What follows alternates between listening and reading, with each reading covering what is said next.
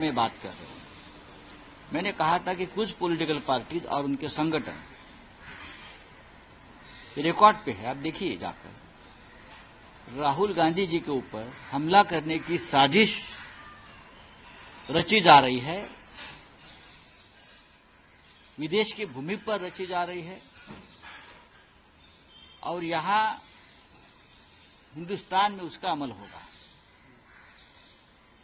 अब 2 दिन से जो बातें सामने आई है,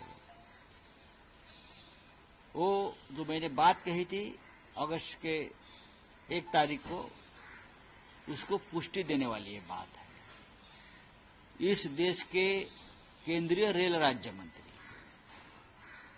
उत्तर प्रदेश के एक मंत्री सरकार के, महाराष्ट्र के बीजेपी के जो अलायंस है उनके एक विधायक और भी कुछ लोग, सभी एक ही भाषा में बोल रहे हैं कि राहुल गांधी के ऊपर हमला करने। कोई कहता है कि उनकी जुबान काट के जो लेके आएगा उसको मैं 11 लाख दूंगा, कोई उनको आतंकवादी कहता है, कोई उनके ऊपर हमले की बात करता है। ये एक षड्यंत्र है, एक साजिश की रचना है। जिस तरह से राहुल गांधी के नेतृत्व में इस देश का पूरा विपक्ष एकजुट हुआ है और होता रहेगा, उससे अगर किसी के मन में डर पैदा हुआ है तो लोकतंत्र में,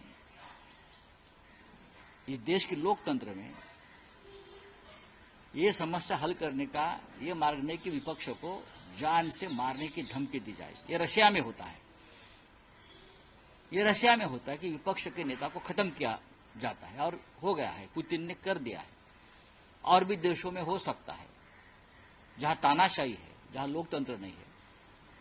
लेकिन हिंदुस्तान में अगर ये कहा गया है कि राहुल गांधी का हश्र भी, हाल भी उनके दादी जैसा या उनके पिताजी जैसा करना चाहिए, कर देंगे, ये बात अगर इस देश के प्रधानमंत्री सुनते हैं और चुप बैठते हैं, इस देश के गृह मंत्री सुनते हैं और चुप बैठते हैं, मैं ये उसका मतलब ये समझता हूं कि ये साजिश का हिस्सा अब भी है, अब भी है।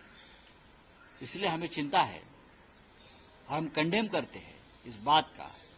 और खास करके ये 2 प्रमुख नेताओं की जो चुप्पी साधे उसके मामले में, लीडर ऑफ अपोजिशन है, उसका नेता प्रतिपक्ष है, जिसको कैबिनेट रैंक है, उसके खिलाफ आपके पार्टी के लोग धमकाते हैं, मारने की कोशिश करते हैं, बात करते हैं और आप चुप बैठते हो, यह हम बर्दाश्त नहीं कर सकते।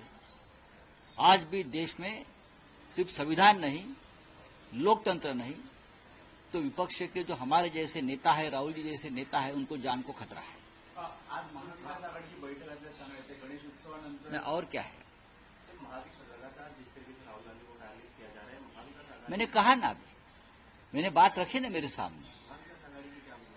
महाविकास आघाड़ी में शिवसेना है और मैंने ये बार बार कहा कि सबसे पहले बात मैंने उठाई थी 1 अगस्त को। यहां से ही मैं कहा था कि राहुल गांधी के खिलाफ एक बहुत बड़ी साजिश हो रही है, उनकी जान को खतरा है, उनके ऊपर हमले के बारे में कुछ लोग सोच रहे हैं, ये मैंने कहा था यहां।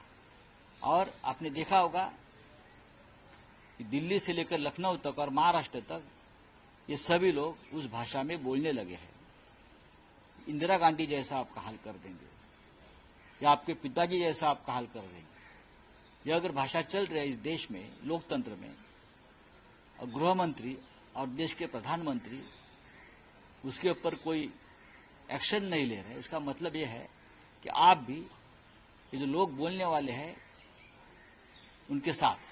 प्रधानमंत्री ने कहा है कि जब मैं गणेश चतुर्थी की पूजा में गया था तो जो कांग्रेस है और उनका जो इकोसिस्टम है, जो सत्ता के रूप है, उनको नहीं, ये प्रधानमंत्री जी झूठ बोल रहे हैं, प्रधानमंत्री जी गलत बयान दे रहे हैं। इस देश का संविधान और प्रोटोकॉल आपको ये परमिशन नहीं देता है इस तरह से आप जैसे राजनीतिक नेता चीफ जस्टिस के घर में जाकर आरती करें और उसकी वीडियो उतारकर जनता के सामने पेश करें। प्रधानमंत्री जी को कानून और संविधान की कोई जानकारी नहीं है। प्रधानमंत्री देश की जनता को मूर्ख समझते हैं, तो जनता मूर्ख नहीं है। प्रधानमंत्री के खिलाफ, केंद्र सरकार के खिलाफ चीफ जस्टिस के सामने ऐसे ऐसे मुकदमे चल रहे हैं और ये मुकदमे बहुत गंभीर है, संविधान के बारे में है और भी है।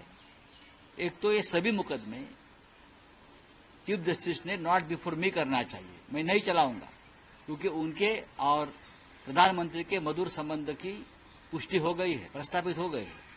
तो ये आप प्रधानमंत्री जी का जो खुलासा है वो और गुमराह करने वाला है और